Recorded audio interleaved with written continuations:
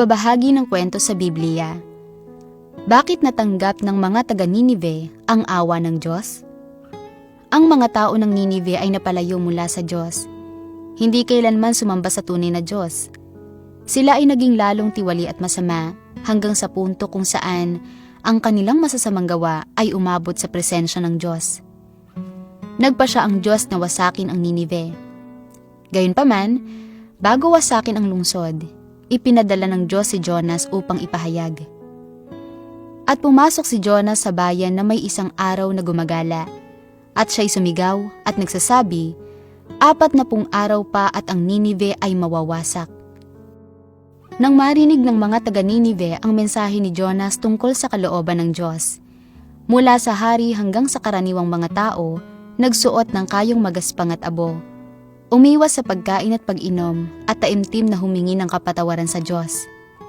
Sila ay taimtim na nagsisi at nagsumamo sa Diyos, umaasang pagbibigyan ng Panginoon at ililigtas sila sa nalalapit na pagkawasak. Ang kapalaran ng mga taga Ninive na itinakda para sa pagkawasak ay muling isinulat. Bakit natanggap ng mga taga Ninive ang gayong napakadakilang awa mula sa Diyos? Mayroon bang anumang mga nakatagong misteryo sa loob nito? Sabi ng Diyos, ang dahilan kung bakit napagpasyahan ito ang iligtas ang mga taga Ninive mula sa malaking kapahamakan ng Diyos ng napakabilis ay napagmasdan ng Diyos ang puso ng bawat tao sa Ninive. Nakita niya kung ano ang pinanghahawakan nila mula sa kalaliman ng kanilang mga puso. Ang kanilang tapat na pangungumpisal at pagsisisi sa kanilang mga kasalanan, ang kanilang tapat na paniniwala sa Kanya, ang kanilang malalim na kabatiran kung paanong ang kanilang masasamang gawa ay lubos na nagpagalit sa Kanyang disposisyon, at ang naidulot na takot sa nalalapit na kaparusahan ng Diyos na si Jehovah. At gayon din naman, narinig din ng Diyos na si Jehovah ang kanilang mga panalangin mula sa kaibuturan ng kanilang mga puso na nagsusumamo sa Kanya na huwag nang magalit sa kanila upang makaiwas sila sa paparating na malaking kapahamakan.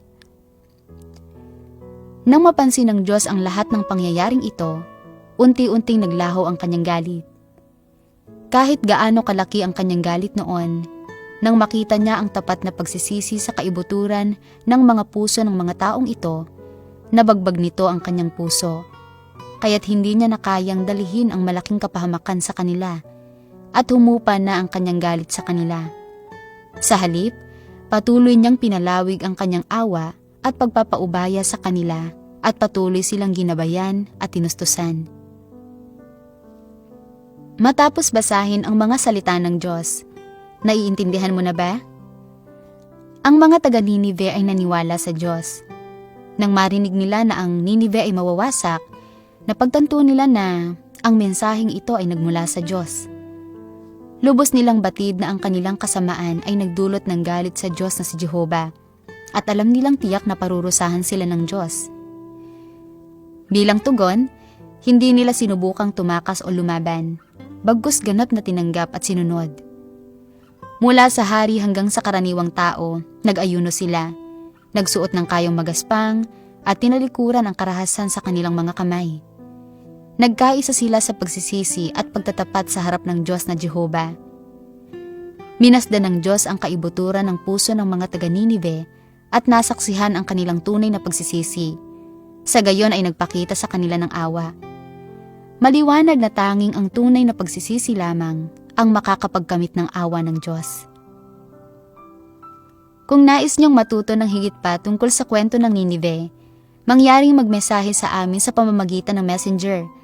Narito kami upang magbahagi at tumugon sa inyo anumang oras.